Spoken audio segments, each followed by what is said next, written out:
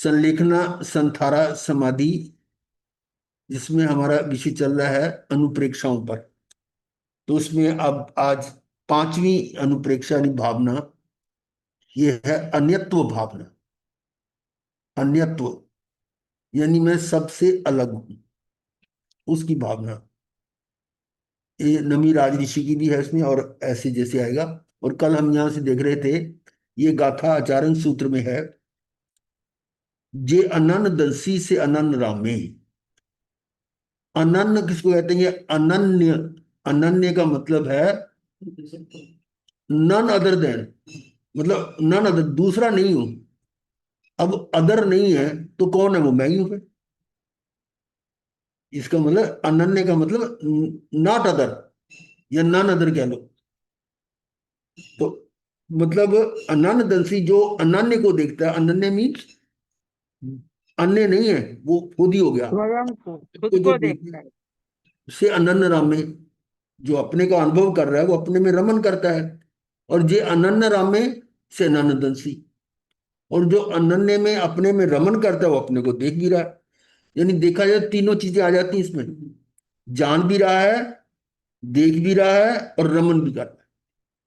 ये मतलब होता है। तो दूसरी गाथा ये आ रही थी, उपवाय चैनम नच्चा अनन्न चर माहने। यानी उपवाय का मतलब होता है उपपात, और चैनम का मतलब होता है, यानी इसको हम कह सकते हैं देवों का उपपात। उपपात और चैन, यानी जन्म और मरण, उत्पन्न होना उपपात कहते हैं, और चैन का मतलब चमन होना, नीचे आना। तो ये जन्म मरण जो है देवों का क्यों कहा, जन्म मरण क्यों नहीं लिखा?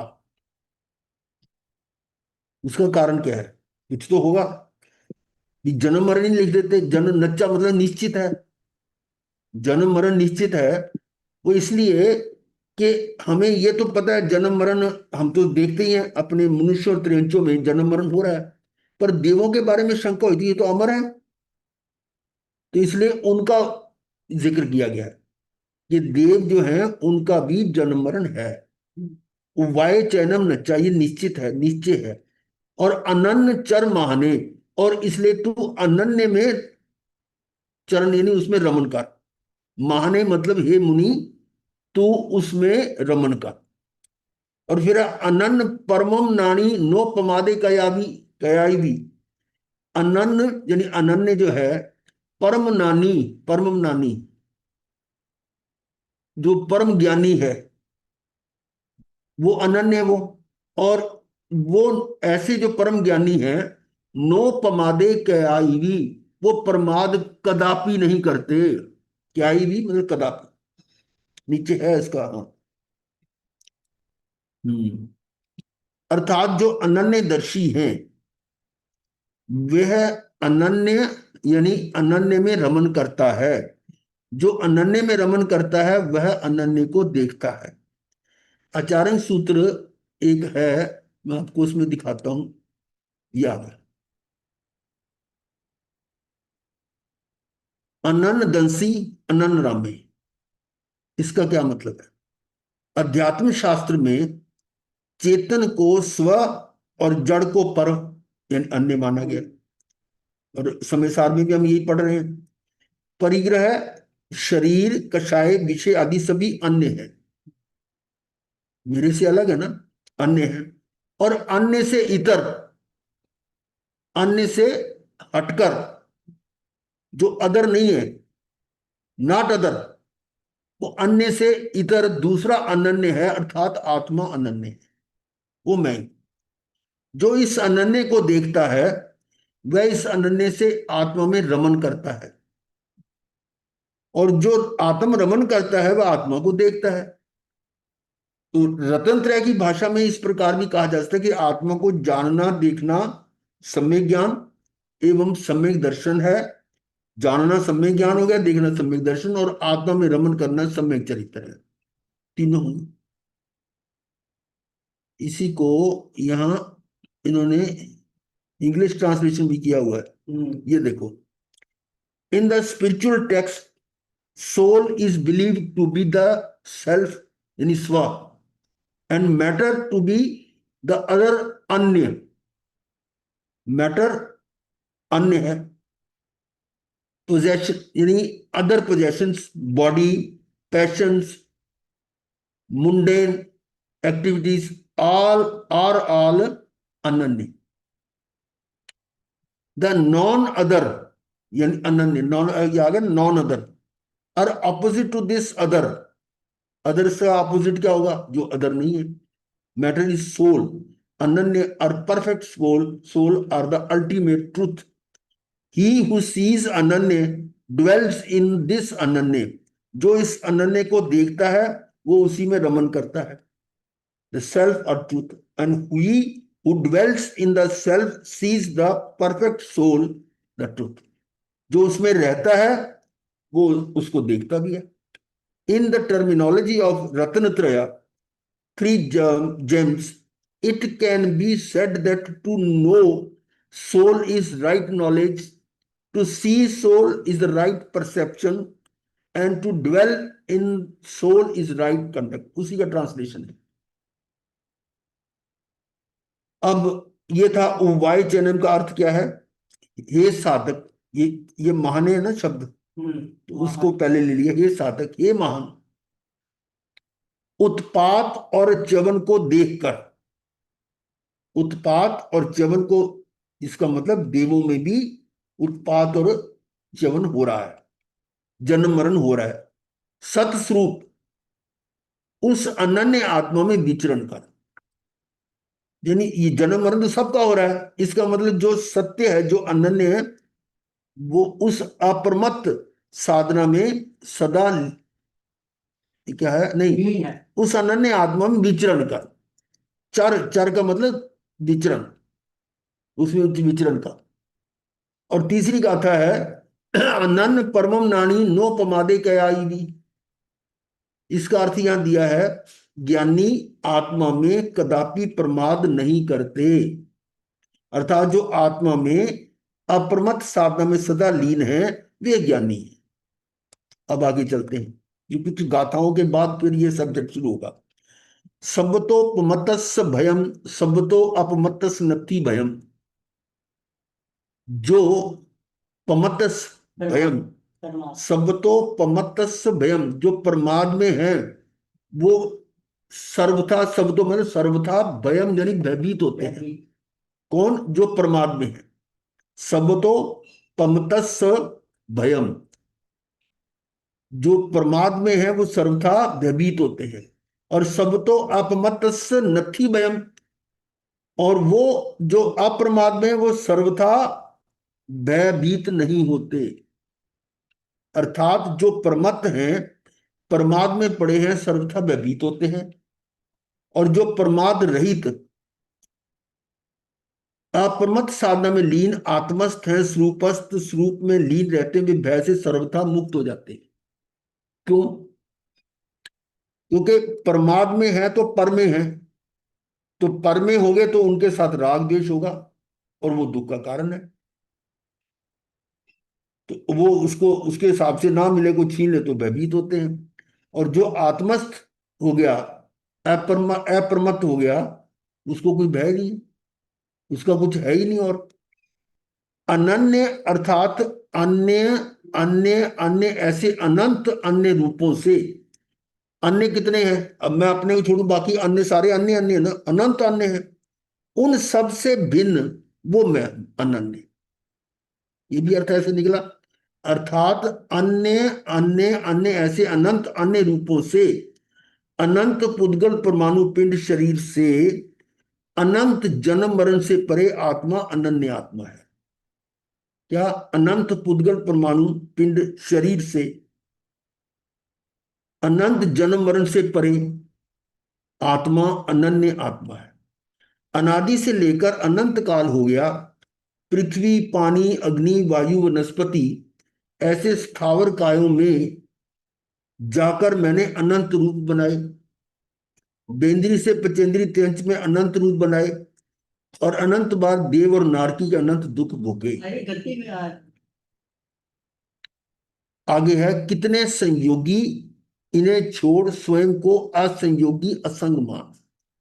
कभी सोचें इस आत्मा के साथ कितने संयोगी जुड़े हुए हैं। देख लो, वर्तमान में तो बहुत है। अनंत पुद्गल परमाणुओं वाला ये शरीर, ये भी संयोगी है ना। ये गिनती करो, शरीर हो गया, ऐसी परिजन जो शरीर से जुड़े हुए हैं हमारे, धन वैभव, सब पुद्गल ही माने, पूरा संसार इस तरह से जुड़ा हुआ है, संयोगी है, सब पुद्गल ही माने। इन्हीं के संयोग के कारण अनंत राग आदि भाव, और इनके संयोग के कारण, आगे ना जिस संयोग है तो उनके प्रति राग द्वेष होगा होगा, और उन्हीं से उपार्जित राग आदि भाव हो गए, और उन्हीं से उपार्जित अनंत ज्ञानावरणादि द्रव्य कर, ये तीन चीजें आ गई। शरीर, शरीर आदि, और उसके कारण राग आदि भाव, और उसी कारण ज्ञानावरणादि द्रव्य कर, ये तीन चीजें अनादि से मेरे साथ संयोगित है। और यही 25 बोल में भी और पहले बीच में भी हमने कई बार किया है, ये यही संसार का ये चक्रव्यूह यही है।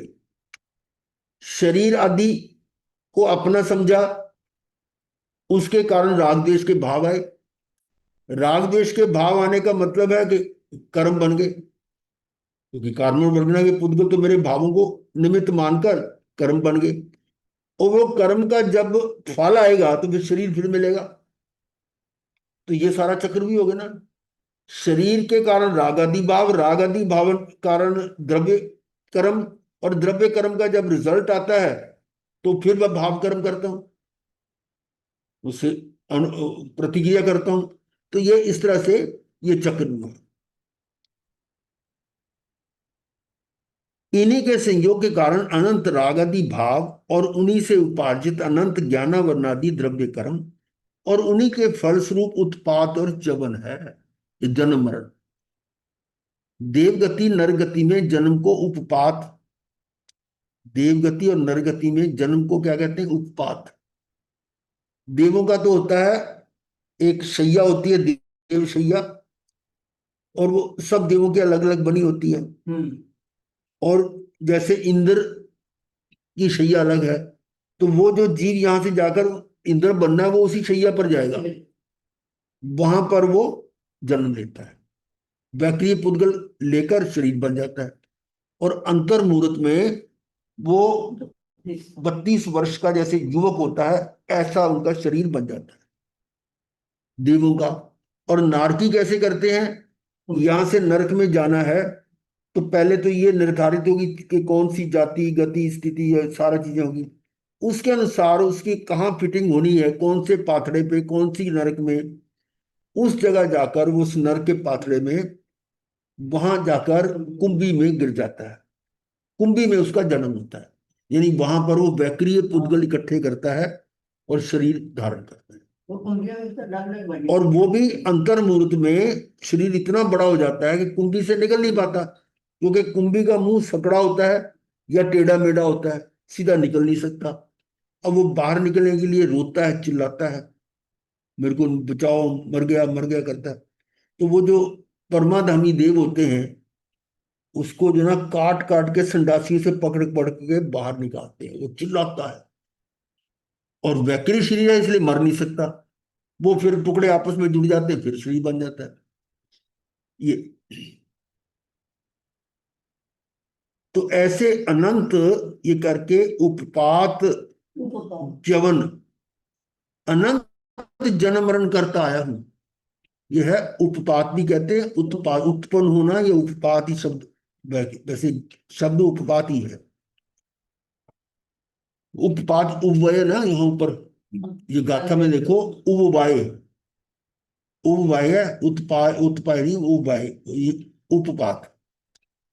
च्यवन, अनंत जन्म मरण करता आया हूं, और इनके अनंत दुखों का अंत करने के लिए इन सभी अन्य अन्य मिलकर बने अन्य अनंत अन्य से भिन्न। वो अन्य किससे बने?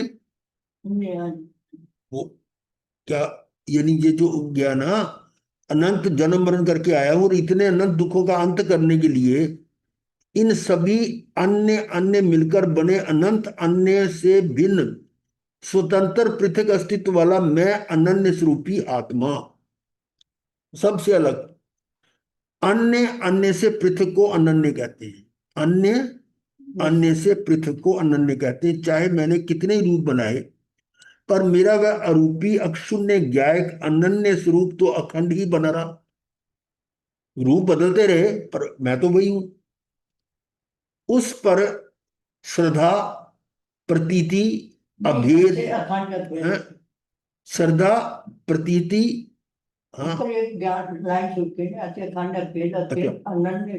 ऐसे अखंड अभेद अखेद, हाँ, ऐसे अखंड जिसके टुकड़े नहीं हो सकते, अभेद अखेद, ना उसमें भेद होता ना उसके खेद, खेद भी नहीं। अनन्य स्वरूपी आत्मा को केवली प्रयुक्त वाणी से जाना जाता है।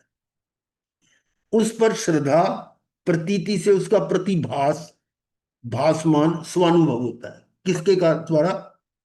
केवली प्रयुक्त वाणी से। उस पर श्रद्धा, प्रतीति से उसका प्रतिभास, भासमान, स्वानुभव होता है। तो जनवाणी जो है, वाणी वो निमित्त बन रही है, और अनुभव अपने अंदर अपने खुद ही होना है। वह उस अनंत अनंत अनंत वह उस अनन्य अनंत विराट सर्वशक्तिमान आत्मा का दर्शन करता है। ऐसा अपूर्व आनंद में लीन होता है कि उसी में डूबा रहूं। उसे कहा अनन्य में रम जाना।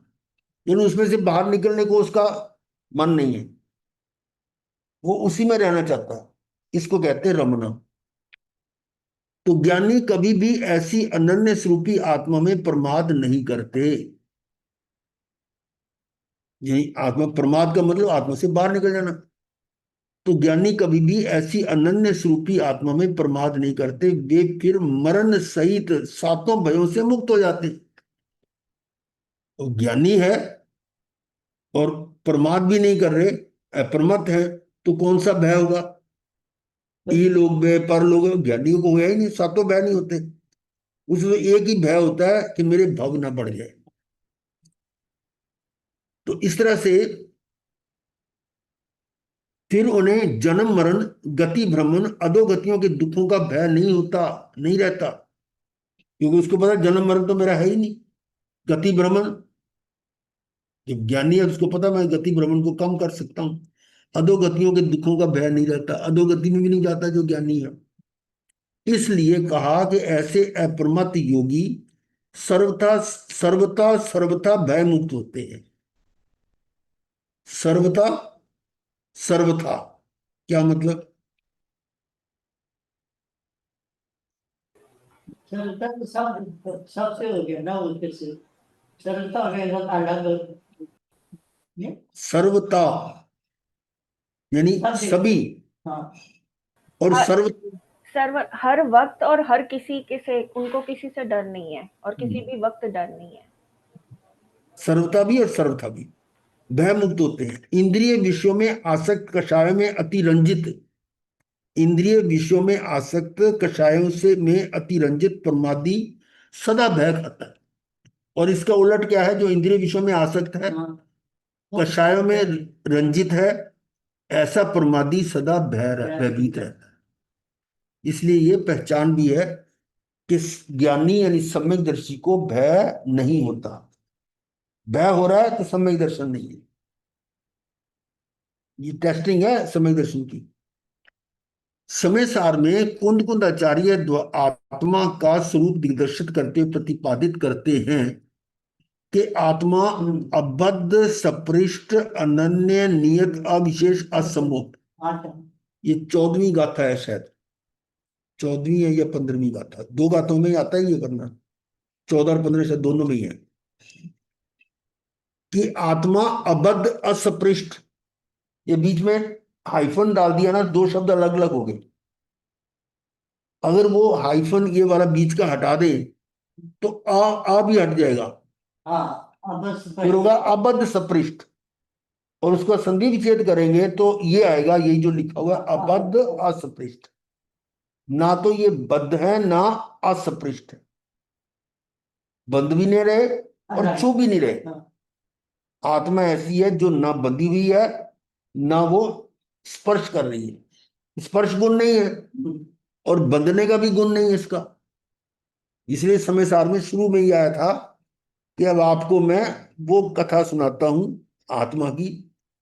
बंद कथा तो आपने बहुत बार सुनी है, बंद की कथा तो हाँ, विचित्र है ही। अब बंद और ये जो अपूर्व कथा है जो आत्मा की, वो सुनाता हूं। ये समय सार में शुरू शुरू में कहा था।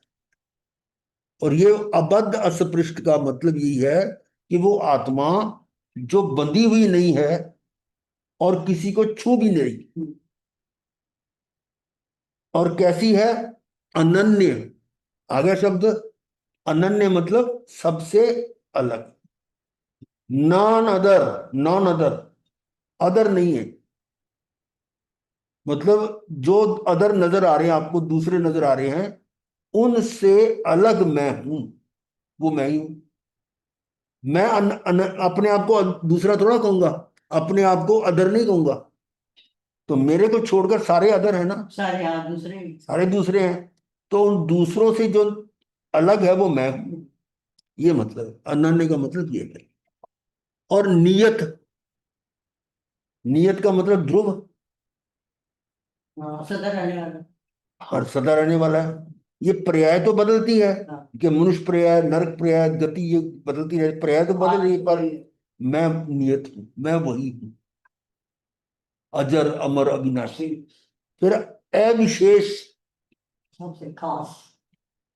विशेष भी नहीं हूं, अविशेष। क्या मतलब हुआ इसका? मैं सामान्य हूँ, मैं सामान्य, सोना हूँ, मैं सामान्य। कंगन नहीं हूँ। मतलब इसके लिए कोई अलग से कोई कुछ नहीं बताया जा रहा, मैं अविशेष। मैं सोना हूँ, मैं कंगन, उसका जो पर्याय रूप नहीं हूँ। मैं सामान्य हूँ। हाँ, सामान्य कह लो, अविशेष। और असमोह, किसी से जुड़ा हुआ भी नहीं हूं। संबंध भी नहीं। इसी को गुरुदेव असंयुक्त भी बोलते हैं, हाँ, असंयुक्त। असंयुक्त भी कह सकते हैं।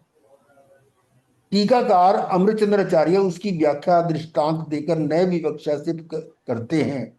वस्तुतः परमार्थता सत्यता निश्चय नय से आत्मा अबद्ध सपृष्ट यावत असम्मोह है। पर व्यवहार में जैसा हो रहा है, व्यवहार नहीं से वह बद्ध यावत सम्मोहित है। व्यवहार से तो मतलब ये बद्ध भी हो रही है, छू भी रही है, और ये सारी बातें उल्टी नजर आती है व्यवहार में, लेकिन निश्चय में ऐसी है। व्यवहार नहीं से वह बद्ध यावत सम्मोहित है। अपेक्षा से दोनों सत्य हैं। कि अपेक्षा का मतलब निश्चय में और व्यवहार में। व्यवहार को झूठ नहीं कहते, हम्म, वो सिर्फ नए की अपेक्षा से है।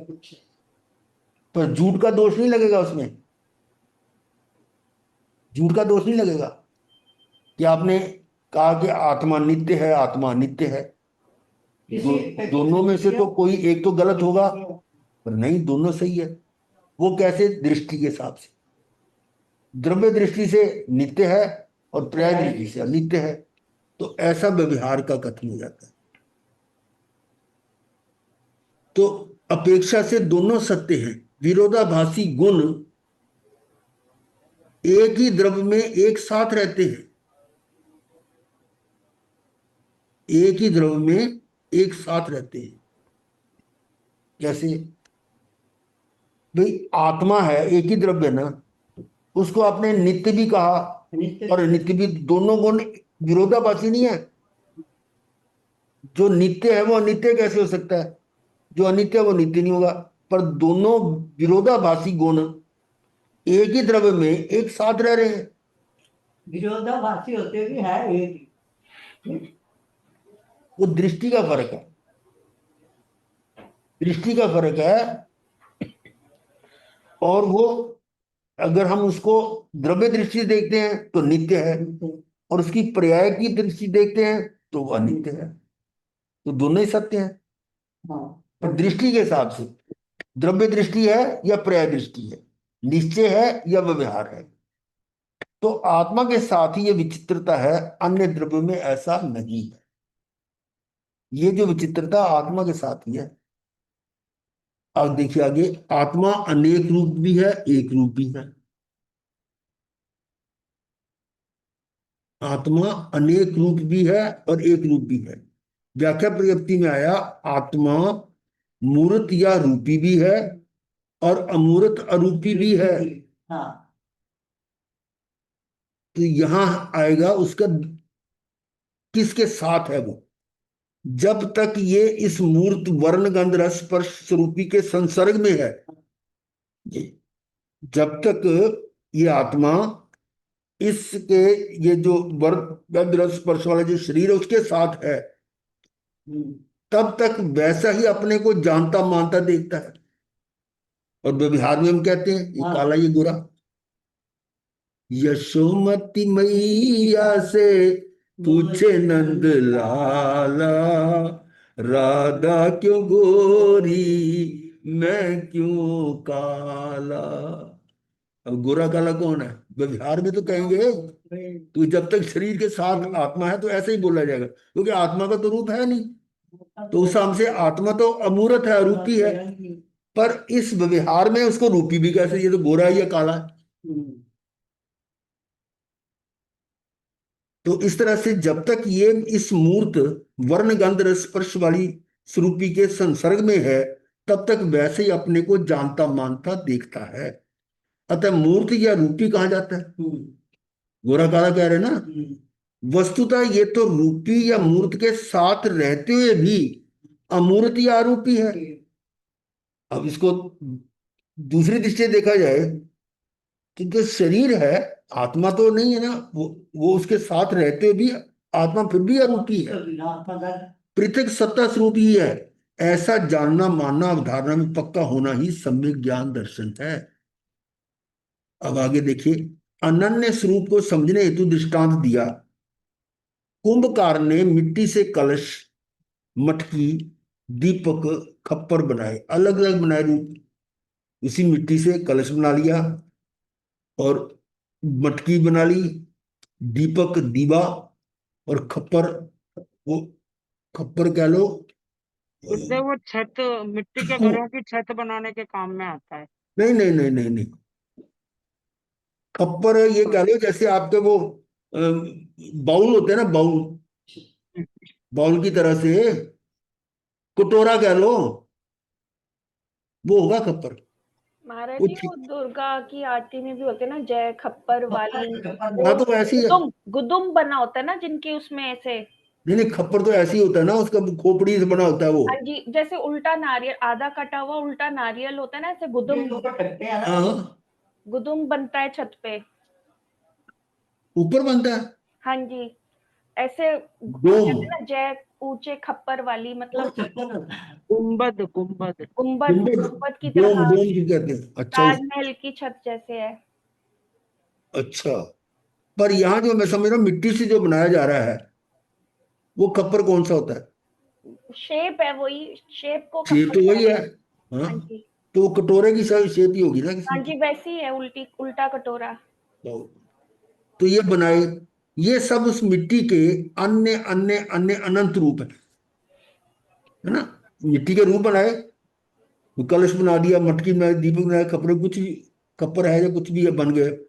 कई तरह के खिलौने बना दिए, कई डेकोरेशन पीस बना दिए, बनते हैं।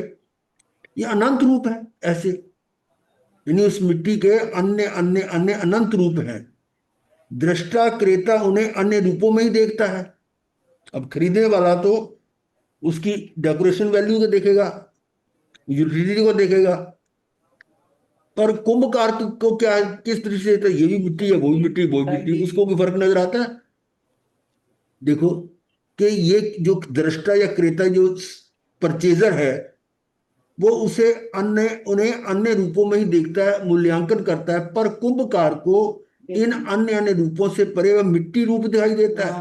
वो अलग अलग देखता है, ये कपड़ा है, ये वो है। उसके लिए कोई फर्क नहीं है भाई। अब ये न मान लो चीनी के खिलौने बन जाते हैं, दिवाली के दिनों बनाते हैं ना, अलग अलग शेप्स बन जाती हैं। तो अब किसी को कोई अच्छी शेप लगती, किसी को कोई अच्छी लगती, पर है तो चीनी ना। जो बेचने वाला है उसके थोड़ा ये ताजमहल बना हुआ है, ये फूल बना हुआ है, ये हाथी बना हुआ है, ये घोड़ा बना हुआ है, उसको तो कोई फर्क नहीं, उसको जो मर्जी ले ले भी, उसने तोल के दे देनी चीनी के हिसाब से। इसी प्रकार से जो कुम्हार है उसके लिए तो मिट्टी ही है, यानी दूसरों के लिए, आप लोगों के लिए अन्य अन्य अन्य नजर आ रहे हैं, पर वास्तव में वो मिट्टी ही है अन्य।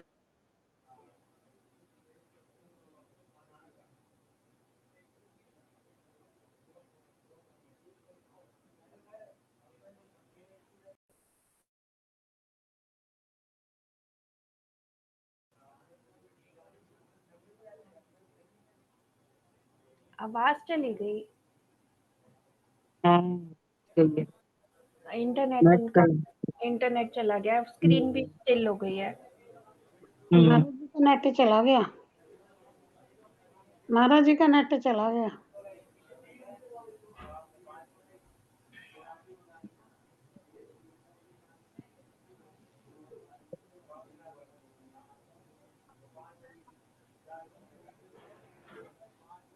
महाराज जी लेफ्ट कर गए।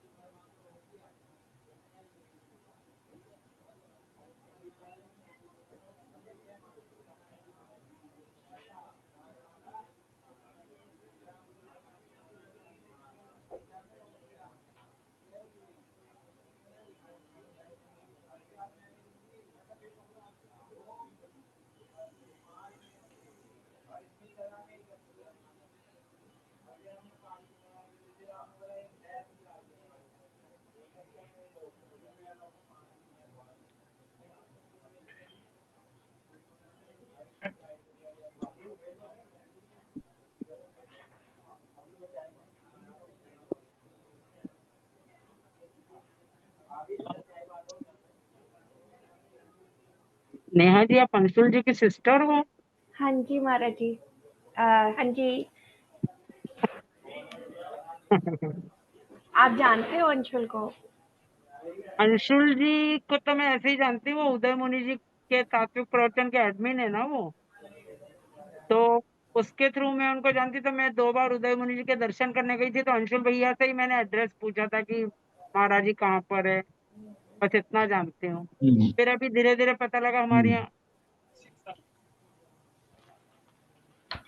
अच्छा, चलिए थोड़ा। हम्म, हाँ जी। तो यहाँ हम कह रहे थे कि जो आम एक व्यक्ति है उसको लगता है ये देव है, ये मनुष्य है, तिरंज है, नारकी है। और ऐसा आम जो जीव है वो देखता है कि मैं देव हूं, मैं मनुष्य हूं, मैं नरक में, तिरंज हूं। परंतु ज्ञानी को इन गुरुदेव सभी स्क्रीन अन्य नहीं अन्य आ रही, चारों या इनसे बड़े हैं। स्क्रीन नहीं यानी आ रही। वो नेट चल रहा है, लाइट चली गई है ना, तो मैंने लाइट से हॉटस्पॉट बनाया है। तो ये नेट भी पूरा नहीं काम कर रहा है, ये वाला भी। दूसरों का फोन लेके आना जरा, वो आतंक गया था ये पास हुआ, उससे करके देखो। अच्छा, स्क्रीन नहीं आई। हम्म, आ गई गुरुदेव। हाँ, चलो आगे ठीक है। See you। तो जीव स्वयं को वैसे जानता है, परंतु ज्ञानी को इन सभी अन्य अन्य चारों या इनसे बने अनंत अन्य अन्य से अनन्य स्वरूपी साक्षात अनुभव आता है। अब बात समझ आ गई ना?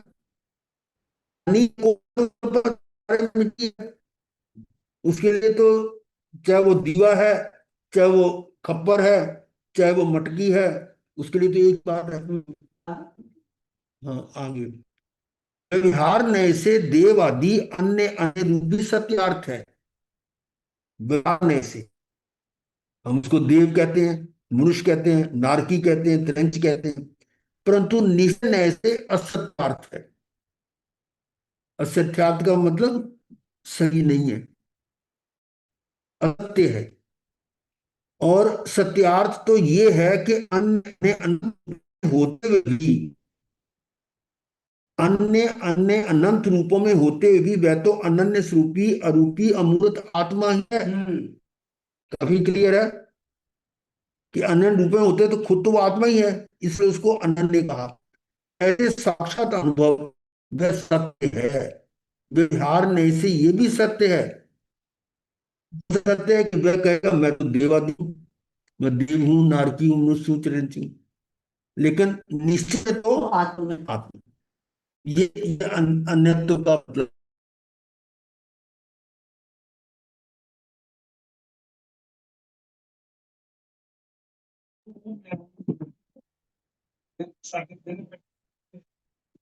आवाज ना क्लियर नहीं हैगी। नेट जा रहा बार बार,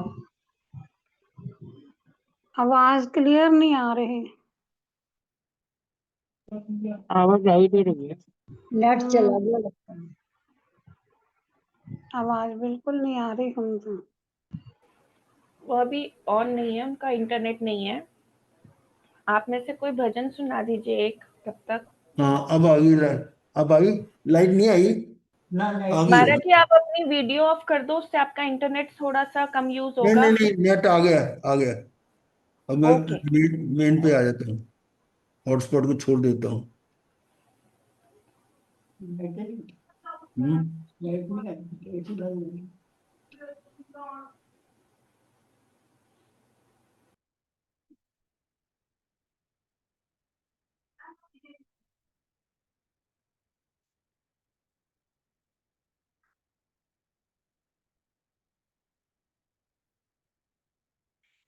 चल मैं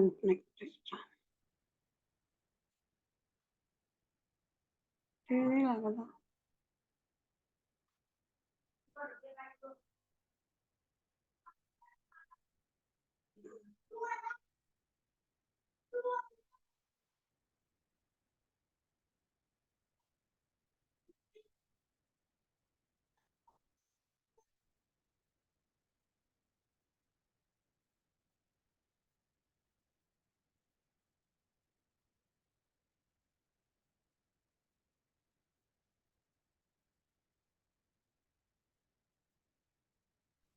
वीडियो बंद कर देता हूँ, ये देखने।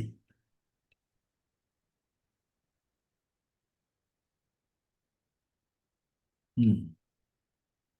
तो बात ये आ गई, ईश्वर हाँ जी गुरुदेव, आवाज भी आ रही है, स्क्रीन भी आ रही है। ऑफ कर दिया।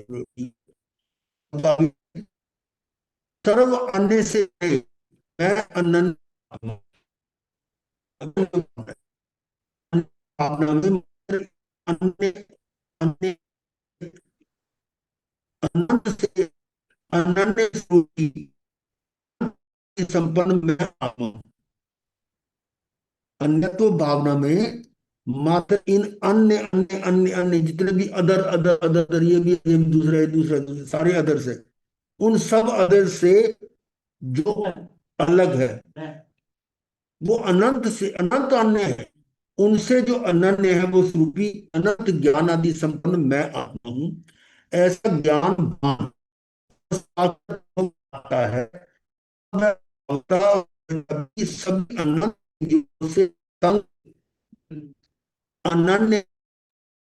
महाराज जी आवाज क्लियर नहीं हैगी। आप सब लोग अपनी वीडियोस बंद कर दो सर। महाराज जी, स्क्रीन शेयरिंग भी बंद कर दीजिए, फिर आवाज भी आ जाएगी, हम सुन लेंगे।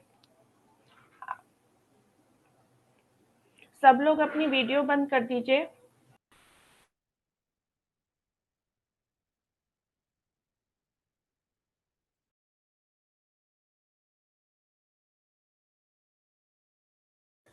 महाराज जी लेफ्ट हो गए अभी। आज की क्लास थोड़ी सी डिस्टर्ब हो गई। हाँ जी लास्ट डे अभी लग रहा हो जाएगा। आप में से कोई भजन लेना चाहे कोई, मीनवाइल। भावना महाराज जी, आप हमारी तब तक कुछ शिक्षा दे दीजिए।